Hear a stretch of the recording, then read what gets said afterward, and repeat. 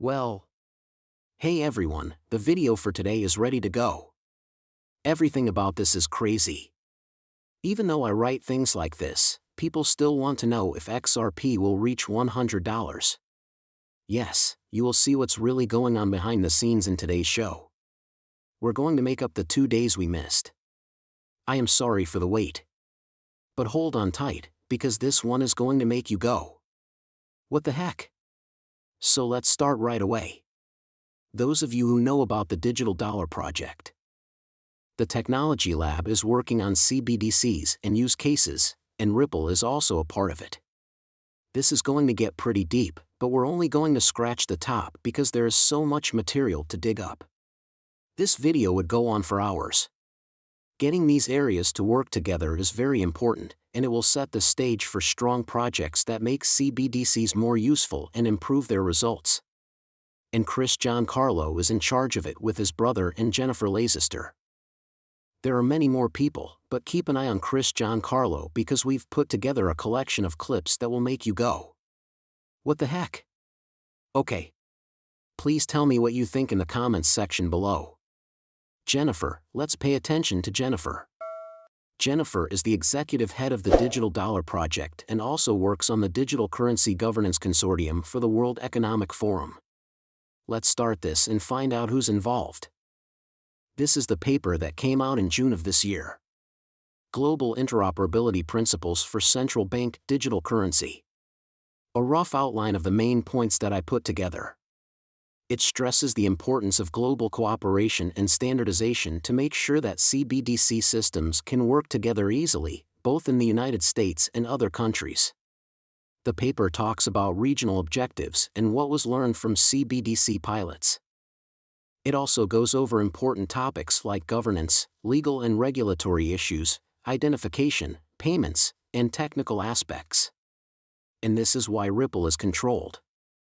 It tells central banks, policymakers, and the business sector what they can do to make digital payment systems work better and more interoperable. I just want to go over this part of the rules again.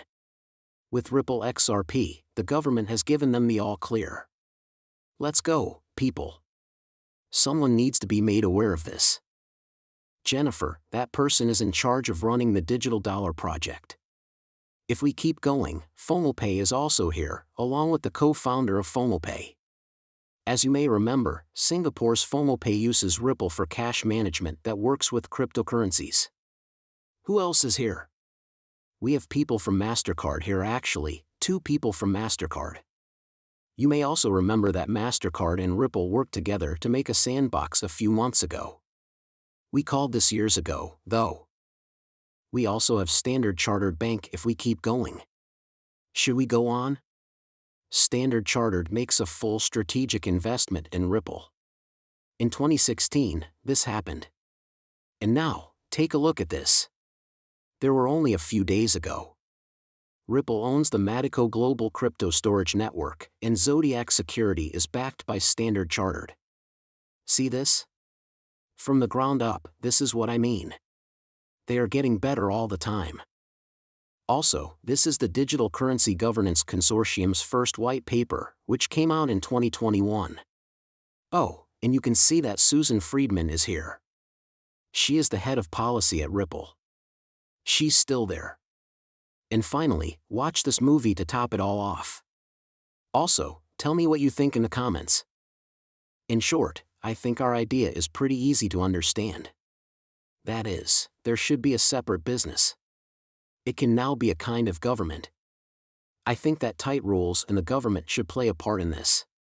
But because I've been in the government and know how hard it is to actually implement technology innovation, I went to the private sector 3 times to get a medical website built for the government because I couldn't do it myself. This needs to be built right away. It has to be built with help from the business sector if it's going to be finished on time. But that group would make those standard methods available to the whole financial system that is already in place. Possible outcomes? A programmable layer of faith will be used to build a lot of other things on top of. A standard set of rules for banks, payment providers, and other groups. For all the money that moves through the banking system, Ripple wants to be a payment train. On top of that, a new economy will be built. To help each other understand each other better, to connect the world's 200 or so different markets, and to make sure the payment system works for all kinds of businesses. It seems likely that we won't know who won for 3 to 5 years. I'm not sure if it will be winner takes all. Because the world is building on top of a trust system, the winner will be worth a lot of money. We need to make sure that the payment architecture protects data in the right way so that people can trust it. Trust is one of the most important parts of any payment system. The world is going to be built on a level of trust. We need to find the best way to protect your information in the payments architecture. This will always be here, and I think it will be our store of value for crypto, but it's not going to be the winner for a lot of reasons, one of which is privacy. I didn't think XRP would last because Ripple, the company, owns 60% of them, or 55, or 50% of them now. Also, I thought, that doesn't seem like a plan that will work. I was completely wrong. Brad Garlinghouse and his team deserve praise.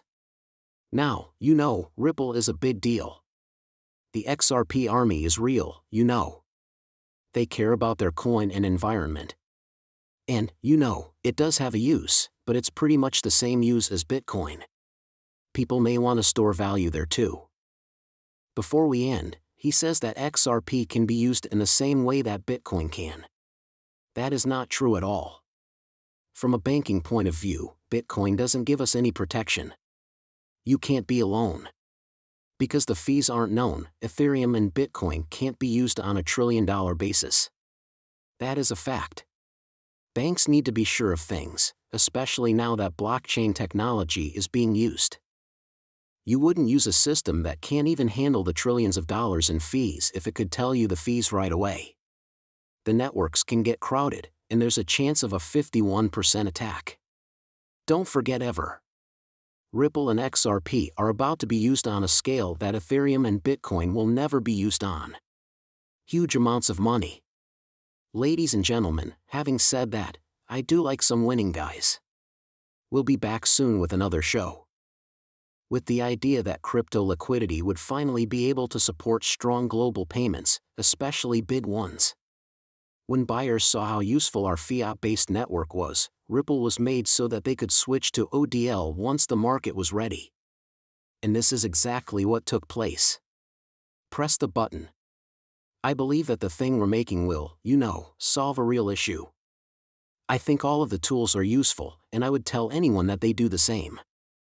If there is real use and real value being given to a real customer, then the token will have value.